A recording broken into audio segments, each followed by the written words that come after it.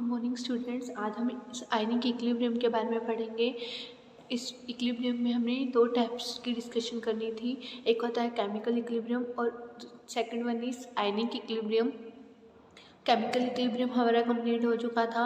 आज हम ionic equilibrium start कर रहे हैं। आयनिक इक्विलिब्रियम में हम कंटेंट्स पढ़ेंगे, स्ट्रॉन्ग और वीक इलेक्ट्रोलाइट्स के बारे में, आयनाइजेशन और डिसोसिएशंस के बारे में पढ़ेंगे। वेरियस कंसेप्ट्स होंगे एसिड्स, बेस और साल्ट्स के बारे में, जिसमें 3 थ्योरीज आएंगी, Arrhenius, Bronsted, Lewis concept of acid and base. और हम रिलेटिव स्ट्रेंथ्स फाइंड आउट करेंगे एसिड और बेस की थ्योरीज के अकॉर्डिंग। आयनाइजेशन कांस्टेंट और ionic product of water, pH scale के बारे में डिस्कस करेंगे और साल्ट हाइड्रोलाइसिस के बारे में डिस्कस करेंगे आयनिक इक्विलिब्रियम में। सबसे पहले हम बात करते हैं आयनिक इक्विलिब्रियम की। आयनिक इक्विलिब्रियम क्या होता है? ऐसा इक्विलिब्रियम जिसमें हम आयंस की बात करते हैं उसको हम इक्विलिब्रियम कहते हैं, आयनिक इक्विलिब्रियम बोलते हैं। आयनिक इक्विलिब्रियम में आयंस को कैसे डिफाइन करते हैं? जिसमें आयंस होते हैं उसको आयनिक इक्विलिब्रियम बोलेंगे। आयंस क्या होते हैं? जब कोई भी एटम या मॉलिक्यूल जिसमें नेट इलेक्ट्रिक चार्ज हो उसे हम आयंस कहते हैं। ठीक है, नेट पॉजिटिव चार्ज, या तो उसमें नेट पॉजिटिव चार्ज होगा या फिर नेट नेगेटिव चार्ज होगा, उसे हम आयंस बोलते हैं। नेट नेगेटिव चार्ज तभी होगा जब वो इलेक्ट्रॉन लॉस करेगा। अगर नेट नेगेटिव चार्ज है तो वो इलेक्ट्रॉन्स को गेन करेगा। अब फ्राइडे के अकॉर्डिंग दो टाइप्स के इलेक्ट्रोलाइट्स होते हैं। फ्राइडे ने दो टाइप्स में क्लासीफाइड किया था सब्सटेंस को। एक होता है इलेक्ट्रोलाइट्स, दूसरा वन होता है नॉन इलेक्ट्रोलाइट्स। इलेक्ट्रोलाइट्स कौन से होते हैं? कुछ ऐसी चीज़ें होती हैं अगर उन्हें पानी में मिला दो तो वो इलेक्ट्रिसिटी जनरेट करते हैं, वो इलेक्ट्रोलाइट्स होते हैं। जैसे कि साल्ट इन वाटर, उनको इलेक्ट्रोलाइट्स बोलते हैं। Electrolyte is defined as a compound whose aqueous solution or melt conduct electricity. These compounds are called electrolytes. ऐसी चीज़ें जब उनको पानी में मिला देते हैं तो वो इलेक्ट्रिसिटी कंडक्ट करते हैं, उसे हम इलेक्ट्रोलाइट्स बोलते हैं। जैसे कि साल्ट इलेक्ट्रोलाइट का काम करता है। साल्ट को जैसे ही वाटर में डिसॉल्व करते हो इलेक्ट्रिसिटी जनरेट होती है। ठीक है, साल्ट आपका इलेक्ट्रोलाइट की तरह काम करेगा। नॉन इलेक्ट्रोलाइट्स कौन से होते हैं? A compound whose aqueous solution और melt does not conduct electricity is called a non electrolyte. जो ऐसे सब्सटेंस जो इलेक्ट्रिसिटी कंडक्ट नहीं करते, अगर हम उनको पानी में मिला देते हैं, कोई ऐसी चीज़ें वो इलेक्ट्रिसिटी जनरेट नहीं करते तो वो नॉन इलेक्ट्रोलाइट्स होते हैं। जैसे कि sugar is dissolve in water, sugar is a non electrolyte. Sugar आपका नॉन इलेक्ट्रोलाइट की तरह काम करता है। शुगर कभी भी इलेक्ट्रिसिटी जनरेट नहीं कर सकता, इसलिए शुगर क्या है आपका? Non electrolyte. नेक्स्ट हम डिफरेंस देख रहे हैं कि एक होता है आयोनाइजेशन, सेकंड वन होता है डिसोसिएशन। आयोनाइजेशन और डिसोसिएशन में क्या डिफरेंस होता है? आयोनाइजेशन तो वो होता है जब कोई न्यूट्रल मॉलिक्यूल अपने आयंस में स्प्लिट कर जाता है, उसको हम आयोनाइजेशन कहते हैं। जैसे कि NaCl होता है, वो स्प्लिट होकर Na पॉजिटिव और Cl नेगेटिव में स्प्लिट हो जाता है, इसको हम आयोनाइजेशन कहते हैं। डिसोसिएशन का क्या मतलब होता है?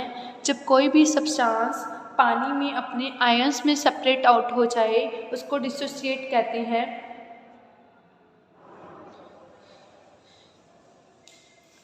आयनाइजेशन में तो आयंस में स्प्लिट हो जाता है। अगर अब पानी में अगर डिसोसिएट करेंगे, पानी के साथ इसकी रिएक्शन करवाएंगे कोई भी साल्ट की, तो वो डिसोसिएट हो जाता है आयंस में, तो उसको हम क्या कहते हैं? डिसोसिएशन। ठीक है। अब इलेक्ट्रोलाइट आपके दो टाइप्स के होते हैं। एक होता है स्ट्रॉन्ग इलेक्ट्रोलाइट, सेकंड होता है वीक इलेक्ट्रोलाइट। स्ट्रॉन्ग इलेक्ट्रोलाइट कौन से होते हैं? ऐसे सॉल्यूशन जो सॉल्यूशन में कम्प्लीटली आयोनाइज हो जाता है उसको स्ट्रॉन्ग इलेक्ट्रोलाइट बोलते हैं। पूरी तरह से अपने आयंस में स्प्लिट कर जाता है, वो स्ट्रॉन्ग इलेक्ट्रोलाइट्स होते हैं। डेफिनेशन देखते हैं हम लोग। Strong electrolyte is defined as a substance which dissociate almost completely into ions in the aqueous solution, hence is a very good conductor of electricity. For example, NaOH, KOH, HCl, H2SO4, NaCl, KNO3 जो पूरी तरह से अपने ions में split हो जाता है उसको हम क्या कहते हैं, स्ट्रॉन्ग इलेक्ट्रोलाइट्स बोलते हैं। वीक इलेक्ट्रोलाइट्स क्या होते हैं, जो पूरी तरह से आयोनाइज नहीं हो पाते हैं, पार्शली आयोनाइज होते हैं, उनको हम वीक इलेक्ट्रोलाइट्स बोलते हैं। वीक इलेक्ट्रोलाइट्स क्या होते हैं, is defined as a substance which dissociate a small extent in aqueous solution, hence conduct electricity also to small extent। Weak electrolytes में क्या होता है, इसमें थोड़े बहुत आयंस बन जाते हैं, बाकी अनआयनाइज फॉर्म में रह जाते हैं, उसको हम वीक इलेक्ट्रोलाइट्स बोलते हैं, जैसे कि NH4OH, CH3COOH एक्सेट्रा। इसमें थोड़े से आयंस बनते हैं, बाकी अनआयनाइज की फॉर्म में रह जाते हैं। ठीक है,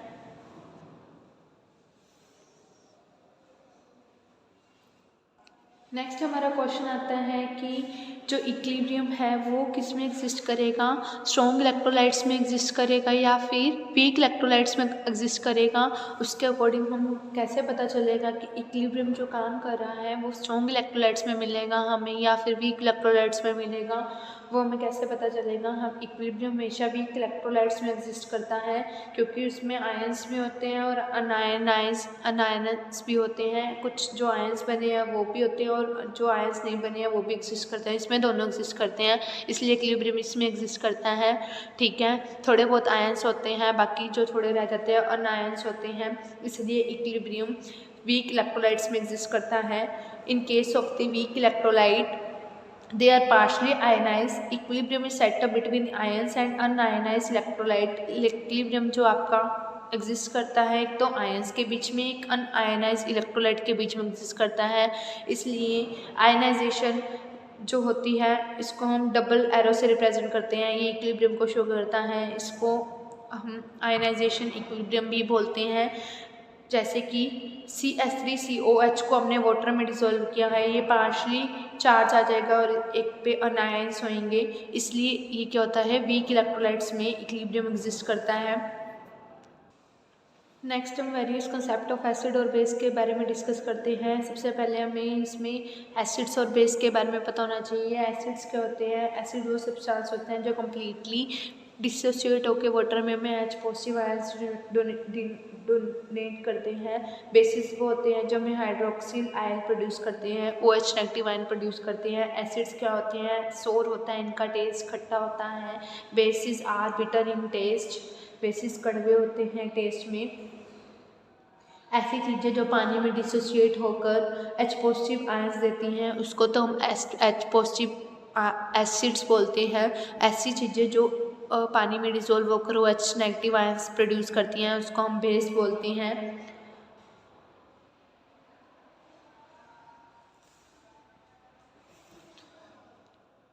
अब हम आर्हेनियस थ्योरी के बारे में पढ़ते हैं। आर्हेनियस कंसेप्ट ऑफ एसिड और बेस के बारे में पढ़ते हैं। आर्हेनियस एक साइंटिस्ट का नेम है। इन्होंने बताया था कि इलेक्ट्रोलाइट्स की प्रॉपर्टी के बारे में बताया था। इन्होंने एसिड और बेस की डेफिनेशन दी थी, किसके बेस पे दी थी, इन्होंने बोला था कि जो चीज़ें ऐसी चीज़ें जो पानी में डिसोसिएट होकर H पॉजिटिव आयंस देती हैं उसको तो हम एसिड्स बोलते हैं। Acid is defined as a substance which contains hydrogen and when dissolved into water gives hydrogen ions। ऐसा सब्सटेंस होता है एसिड आर्हेनियस के अकॉर्डिंग जिसमें हाइड्रोजन होता है और वाटर के साथ डिसोसिएट होकर हमें H पॉजिटिव आयंस मिलते हैं, वो एसिड्स होते हैं। जैसे कि HCl है, एसिड को हम वाटर में डिसॉल्व कर देते हैं तो हमारा ions H positive ions produce होते हैं, ये हमारे एसिड्स हैं। ठीक है, जैसे कि HNO3 है, इसमें भी H पॉजिटिव आयंस की फॉर्मेशन हो रही है, ये भी क्या है हमारे पास एसिड्स। सेकंड हमारे पास क्या होता है, इसमें दो तरह के एसिड्स होते हैं, एक होता है स्ट्रॉन्ग एसिड और second one is weak acids. Strong acids क्या होते हैं, स्ट्रॉन्ग एसिड्स वो होते हैं जिसमें H पॉजिटिव आयंस की कंसनट्रेशन ज़्यादा होती है, और वीक एसिड्स वो होते हैं जिसमें H पॉजिटिव आयंस की कंसनट्रेशन कम होती है, उन्हें हम वीक एसिड्स बोलते हैं। अरेनियस के अकॉर्डिंग बेस क्या होता है? Base is defined as a substance which contains hydroxyl group and which when dissolve in water gives hydroxide ions. ये ऐसी चीज़ें जो पानी में डिसोसिएट होकर OH नेगेटिव आयंस प्रोड्यूस करती हैं उन्हें हम बेस कहते हैं। अरेनियस बेस बोला जाता है। जैसे कि वो सोडियम हाइड्रोक्साइड होता है, उसको हम वाटर में डिसॉल्व करते हैं तो OH नेगेटिव आयंस प्रोड्यूस करते हैं। पोटेशियम हाइड्रोक्साइड की बात करें तो वो पोटेशियम के positive OH negative ions produce करते हैं। तो ये क्या है? अरेनियस बेसिस, इनको स्ट्रॉन्ग बेसिस भी बोला जाता है। और कुछ एक वीक बेस होते हैं जिनमें OH नेगेटिव आयंस की कंसंट्रेशन कम होती है, उनको हम वीक बेस बोलते हैं। हाइड्रोजन क्या होता है? एक प्रोटॉन होता है जो बहुत ज़्यादा रिएक्टिव होता है, किसी से भी रिएक्ट कर सकता है, इसलिए ये फर्दर वाटर से भी रिएक्शन करके किसकी फॉर्मेशन करता है? हाइड्रोनियम आयन की फॉर्मेशन करता है। ठीक है, लिमिटेशंस के बारे में पढ़ेंगे। लिमिटेशंस क्या थी? अरेनियस कंसेप्ट के अकॉर्डिंग ये सिर्फ एक्वस सॉल्यूशन के लिए पॉसिबल होता है। Aqueous solution in this sense, इन्होंने बताया था कि अगर पानी नहीं है तो एसिड और बेस के बारे में कुछ पता नहीं चल सकता, हम कुछ नहीं बता सकते। इन्होंने ये भी बोला था कि कुछ ऐसी चीज़ें हैं जो बेस होती हैं लेकिन अरेनियस के अकॉर्डिंग वो बेस नहीं है। जैसे कि अमोनिया की बात करते हैं हम लोग, अमोनिया Na2CO3, ये सारे बेसिक होते हैं क्योंकि इसमें हाइड्रोक्सिल ग्रुप कंटेन नहीं है। अरेनियस ने बोला कि ये बेस नहीं हो सकते हैं। ठीक है, ये इसकी लिमिटेशंस थी। अरेनियस ने एसिडिटी और बेसिक करैक्टर को एक्सप्लेन नहीं किया था। इन्होंने बोला था, इनकी डिमांड ये थी जिसमें एसिड्स वही होंगे जिसमें हाइड्रोजन प्रेजेंस होएगा और बेस वो होंगे जिसमें OH नेगेटिव आयंस प्रेजेंट होंगे। जैसे कि हमारे पास ammonia, sodium carbonate, CaO, calcium oxide, ये सारे बेसिक होते हैं नेचर में, लेकिन अरेनियस के अकॉर्डिंग ये सारे बेसिक नहीं है क्योंकि इसमें हाइड्रोक्सिल ग्रुप प्रेजेंट नहीं है, इसलिए ये बेसिक नहीं है। अगर कुछ एक जैसे कि ये CO2, SO2, SO3, ये सारे एसिड्स होते हैं नेचर में, बट अरेनियस के अकॉर्डिंग ये सब एसिडिक नहीं है क्योंकि इनमें H पॉजिटिव आयंस प्रोटॉन नहीं है। नेक्स्ट हम ब्रोंस्टेड थ्योरी के बारे में पढ़ते हैं। इन्होंने बताया था कि जो H पॉजिटिव आयंस डोनेट करते हैं वो तो एसिड्स होते हैं, जो H पॉजिटिव आयंस एक्सेप्ट करते हैं वो बेस होते हैं। इस डेफिनेशन के अकॉर्डिंग, इस थ्योरी के अकॉर्डिंग इन्होंने बताया कि acid is defined as a substance which has a tendency to give a proton, and base is defined as a substance which has a tendency to accept a proton. Acids वो होते हैं Bronsted theory concept के according जो अपने H positive ions को donate करते हैं। Base वो होते हैं जो H पॉजिटिव आयंस एक्सेप्ट करते हैं, उसको हम क्या कहते हैं? बेस।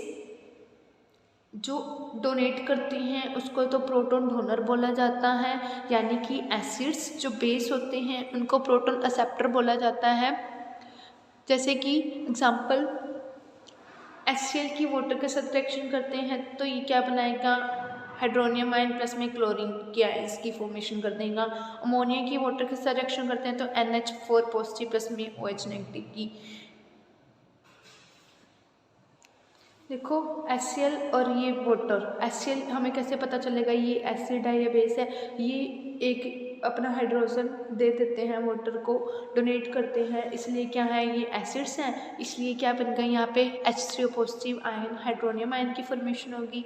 अब NH3 यहाँ पे बेस है, हमें कैसे पता चलेगा ये बेस है? इसने एक्सेप्ट किया है वाटर से, एक हाइड्रोजन लिया है तो जाके हमारे पास NH4 पॉजिटिव की फॉर्मेशन हुई है, इसलिए ये क्या है? बेस है ब्रोंस्टेड थ्योरी कंसेप्ट के अकॉर्डिंग।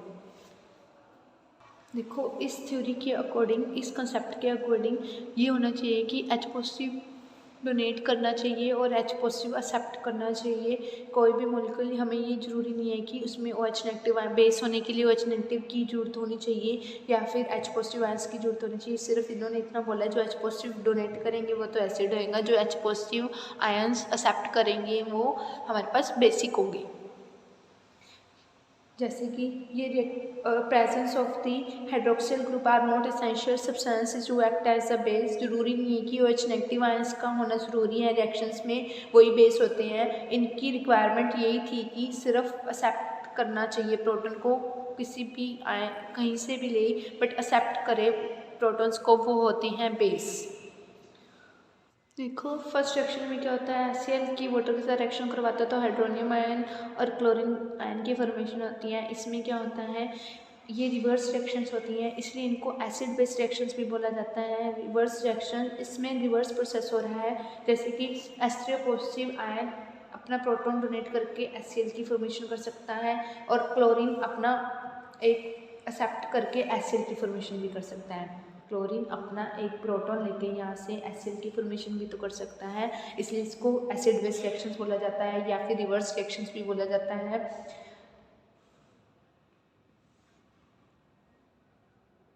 एसिड बेस पेयर्स, इसमें एसिड बेस पेयर्स होते हैं, इसलिए इनको कंजुगेट एसिड बेस पेयर्स बोला जाता है। एसिड बेस पेयर मतलब कि एसिड के साथ रिएक्ट करेगा, बेस के एसिड के साथ बेस प्रेजेंट होगा, बेस के साथ एसिड प्रेजेंट होगा, इसलिए इनको कंजुगेट एसिड बेस पेयर्स भी बोला जाता है।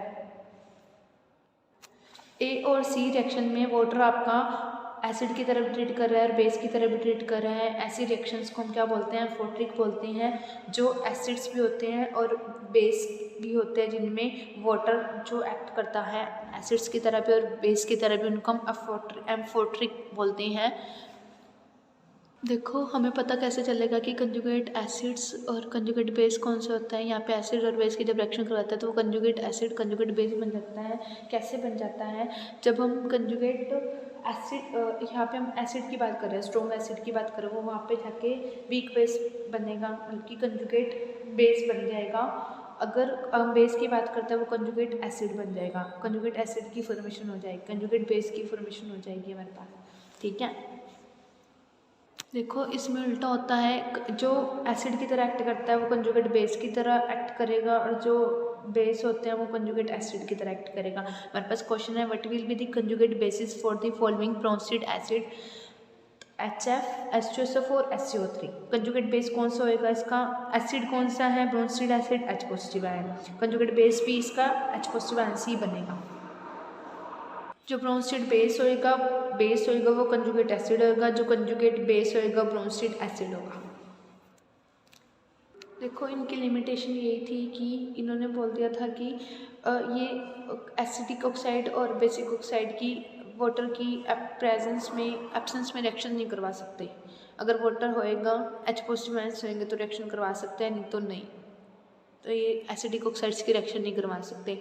सेकेंड लिमिटेशन इनकी ये थी, जैसे कि BF3AlCl3 हालांकि एसिड्स है, लेकिन ब्रोंसिड ल्यूरी कंसेप्ट के अकॉर्डिंग ये एसिड्स नहीं है, क्योंकि इसमें H पॉजिटिव आयंस प्रेजेंट नहीं है, ना तो इसमें H पॉजिटिव आयन डोनेट कर रहे हैं ना एक्सेप्ट कर रहे हैं, इसके अकॉर्डिंग ये एसिड्स नहीं है, ये इसकी लिमिटेशंस थी। नेक्स्ट है थर्ड वन, कंसेप्ट कौन सा आया था, लुईस कंसेप्ट आया था। इन्होंने इन ब्रोंसिड ल्यूरिक कंसेप्ट को एक्सप्लेन किया था, इनकी लिमिटेशंस को अप्रोच किया था। इन्होंने बोला था कि एसिड्स वो स्पीशीज़ होती हैं जो इलेक्ट्रॉन पेयर को एक्सेप्ट करती हैं, बेसिस वो स्पीशीज़ होती है जो इलेक्ट्रॉन पेयर को डोनेट करती हैं, ठीक है। जो इलेक्ट्रॉन पेयर डोनेट करता है वो बेस होता है, इनके अकॉर्डिंग जो इलेक्ट्रॉन पेयर एक्सेप्ट करता है वो एसिड्स होते हैं, ठीक है। Acid is a substance that atom or molecule which is capable of accepting a pair of electron। जो इलेक्ट्रॉन को एक्सेप्ट करते हैं वो एसिड्स होते हैं, जो इलेक्ट्रॉन को डोनेट करते हैं वो बेस होते हैं।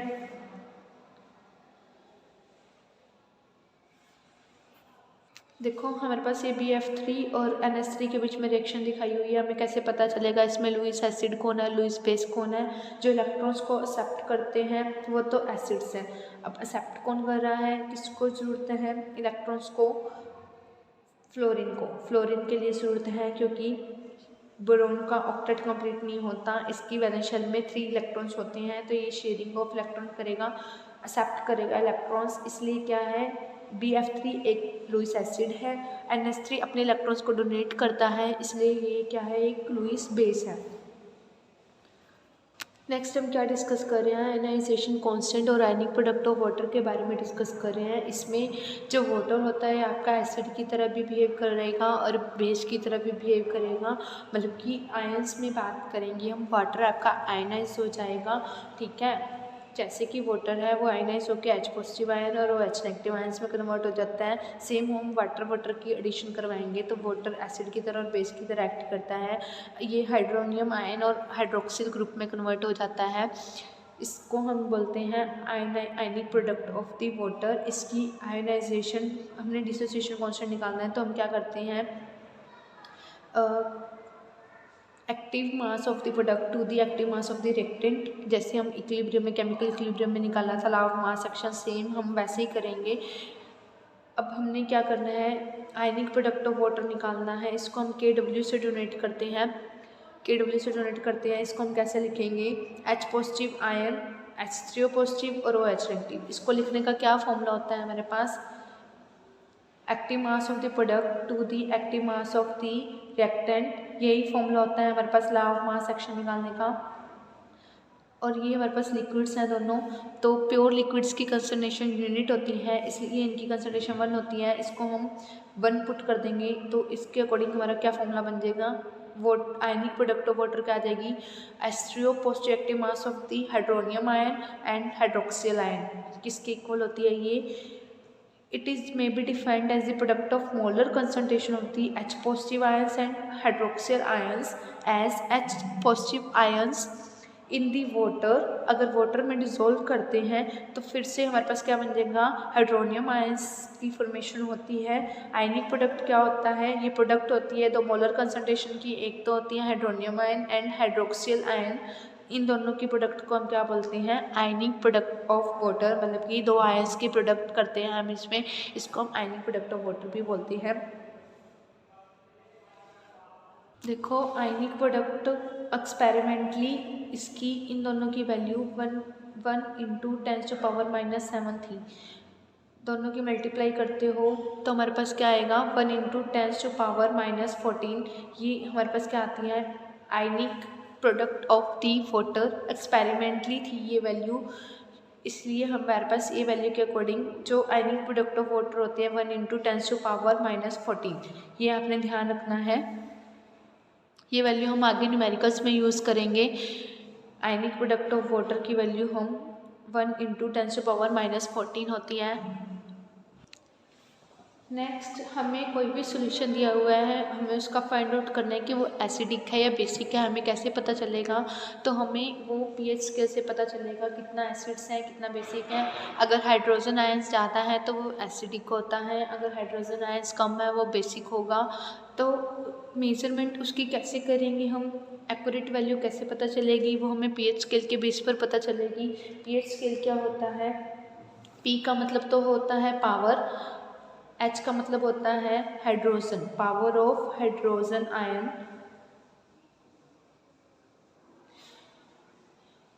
ये मेजरमेंट करता है हाइड्रोजन आयन की पावर की कंसंट्रेशन कितनी है, कोई भी सब्सटेंस का हाइड्रोजन आयन कंसंट्रेशन कितना है, पीएच स्केल यही मेज़र करता है।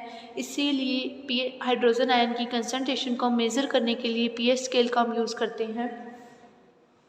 पीएच स्केल किसने दिया था, सोरेनसन ने दिया था 1909 में। इन्होंने बोला था कि pH is equal to the -log10 H positive के इक्वल होता है।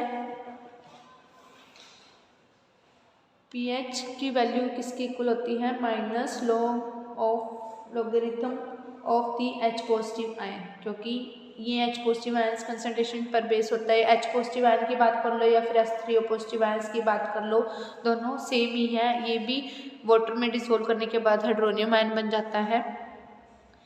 देखो स्केल का हमें कैसे पता चलता है, ये 14 तक वैल्यू देता है। हमने KW product ionic product of water निकाला था, इसकी वैल्यू 14 क्यों एग्जिस्ट करती है, ये हमने अभी फाइंड आउट किया था आयनिक प्रोडक्ट ऑफ वाटर में। तब हमारी वैल्यू आई थी 1 इंटू 10⁻⁻14। इसलिए हमें पता चलता है कि पीएच स्केल पर वैल्यू 14 तक होती हैं, इससे कम नहीं होती। 0 से स्टार्ट होती हैं और 14 पर होती हैं। कितना ज़्यादा, अगर 0 होती है तो एसिडिटी ज़्यादा होएगी, और 0 से मूव करते जाता है तो एसिडिटी कम होती जाती है, बेसिक करेक्टर इंक्रीज होता जाता है। पीएच स्केल आपका 14 तक लाई करता है, 0 से 14 तक।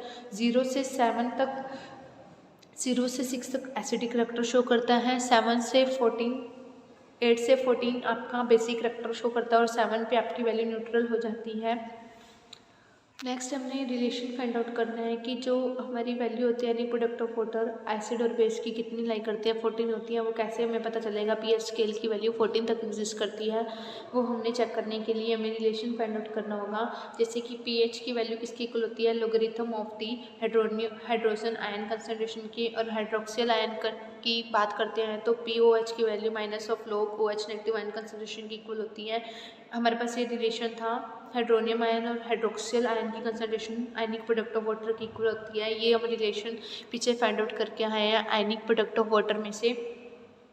इसमें क्या होता है, इनकी कंसनट्रेशन नेगेटिव लेते हैं तो हमारे पास क्या आ जाएगी, नेगेटिव आ जाएगी वैल्यू। पीएच की वैल्यू हमारे पास क्या हो जाएगी, 14 log वैल्यू लोगे तो लॉग्स की वैल्यू हमारे पास -14, log 10 की वैल्यू होती है हमारे पास 1, इसलिए इन दोनों की वैल्यू हमारे पास क्या आ जाएगी 14 यूज़ करते हैं हम दोनों की। जहाँ पे भी हमारे पास आयनिक प्रोडक्ट ऑफ वाटर की वैल्यू देखनी पड़ेगी, फाइंड आउट करनी होगी, तो हम 14 लेके चलेंगे।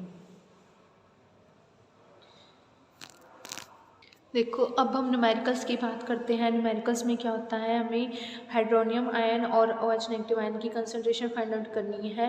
तो हमें मोलैरिटी दी हुई है, इसके बेस पे फाइंड आउट करनी है। तो हमें नॉर्मेलिटी दी हुई है HCl सोल्यूशन की। HCl सोल्यूशन को जब हम वाटर में डिसॉल्व करते हैं तो हमारे पास यही आयन्स बनेंगे, H3 हाइड्रोनियम आयन और Cl नेगेटिव आयन की फॉर्म में। इस आयनिक प्रोडक्ट ऑफ वाटर किसके इक्वल होता है, दोनों की प्रोडक्ट होती है हाइड्रोनियम आयन एंड हाइड्रोक्सियल आयन के। उसकी वैल्यू हमारे पास होती है 10⁻⁻14। ये हम पीछे एक रिलेशन में फाइंड आउट कर चुके हैं, वही डायरेक्ट वैल्यू यूज़ कर रहे हैं। अब हमने इसकी वैल्यू निकालनी है, हाइड्रोनियम आयन की वैल्यू फाइंड आउट करनी है। तो हम हाइड्रोक्सियल आयन की कंसनट्रेशन फाइंड आउट करनी है और हाइड्रोनियम आयन की हमें दी हुई है कंसनट्रेशन। ये हाइड्रोनियम आयन की कंसनट्रेशन हमें गिवन है। हाइड्रोनियम आयन कहाँ से मिला हमें, HCl को जब हमने वाटर में डिसॉल्व करवा दिया तो हमारे पास हाइड्रोनियम आयन आ जाता है। हाइड्रोनियम आयन की कंसनट्रेशन है 0.02 नॉर्मल, 0.02 नॉर्मल। इसको हम कन्वर्ट करेंगे तो कैसे हो जाएगा, 2 इंटू, इसको लिख सकते हैं 2/100, तो इसको हम लिख सकते हैं 2 इंटू 10⁻⁻2 मोलर। ठीक है, ये हमारे पास कंसनट्रेशन हो जाएगी। डायरेक्ट हम इसकी वैल्यू पुट कर देंगे। आयनिक प्रोडक्ट ऑफ वाटर हमें पता है 10⁻⁻14 होता है। इसकी वैल्यू पुट करने पर हमारे पास हाइड्रोक्सियल आयन की कंसनट्रेशन आ जाएगी। सेम हमें NaOH की दी हुई है नॉर्मेलिटी 0.05 नॉर्मल दी हुई है। इसके लिए हम क्या करेंगे, अब इसकी हम क्या करेंगे, जितने OH नेगेटिव आयन होंगे वो NaOH की कंसनट्रेशन होगी। ठीक है, तो हमें इतनी नॉर्मेलिटी दी हुई है। 0.05 नॉर्मल को हम कैसे बना सकते हैं, 5 × 10⁻³ लिख सकते हैं। अब हमारे पास ये फॉर्मूला होता है, हमने हाइड्रोनियम आयन की कंसनट्रेशन निकालनी है, OH नेगेटिव की कंसनट्रेशन है, दोनों की वैल्यू पुट करने के बाद हमारे पास ये आंसर आ जाएगा। नेक्स्ट हम डिस्कस कर रहे हैं आज का last topic buffer solution. Buffer solution क्या होता है, जब कोई भी एसिड और बेस ऐड करने पर, कोई भी सॉल्यूशन में एसिड और बेस ऐड करने पर उसकी pH वैल्यू पर चेंज ना हो, उसको हम बफर सॉल्यूशन कहते हैं। वो अपनी pH वैल्यू को चेंज ना होने दें, ऐसा सॉल्यूशन जब हम एसिड और बेस को ऐड करते हैं उसको हम बफर सॉल्यूशन कहते हैं। Buffer solution any solution which resist any change in pH और addition of small amount of acid और base। जब कोई एसिड और बेस की एडिशन करते हैं तो कोई इफेक्ट ना पड़े, उसको हम बफर सॉल्यूशन बोलते हैं। बफर सॉल्यूशन आपका 2 टाइप का होता है, एसिडिक बफर और बेसिक बफर। एसिडिक बफर में एसिडिक बफर भी आपका 2 टाइप से मिलके बनेगा, एक तो एसिड और साल्ट। इसमें वीक एसिड और साल्ट की फॉर्मेशन से एसिडिक बफर बनेगा हमारे पास। जो बेसिक बफर होगा वो वीक बेस और साल्ट की एडिशन से बेसिक बफर बनेगा। साल्ट कैसे बनता है, साल्ट एसिड और बेस को जब हम ऐड करते हैं तो साल्ट बनता है, इसमें एसिड हम वीक एसिड ही लेंगे और बेस स्ट्रॉन्ग बेस लेंगे। सेम साल्ट में एसिड और बेस, इसमें हम स्ट्रॉन्ग एसिड लेंगे और बेस वीक बेस लेंगे। ठीक है, तो इसमें हम क्या करेंगे, जो साल्ट बनेगा वो एक तो हमने ले लिया वीक एसिड और स्ट्रॉन्ग बेस, दोनों की फॉर्मेशन से हमारे पास आ जाएगा वाटर और CH3CONA, ये एसिड बन जाएगा। साल्ट की जब हम रिएक्शन करवाएंगे वीक एसिड के साथ, तो हमारे पास क्या बन जाएगा, एसिडिक बफर। सिमिलरली हम बेसिक बफर बनाएंगे, वीक बेस और साल्ट की एडिशन करके हमारे पास बेसिक बफर बन जाएगा। वीक एसिड और साल्ट को जब हम ऐड कर देंगे, उसका जो मिक्सचर होएगा वो हमारे पास एसिडिक बफर होगा।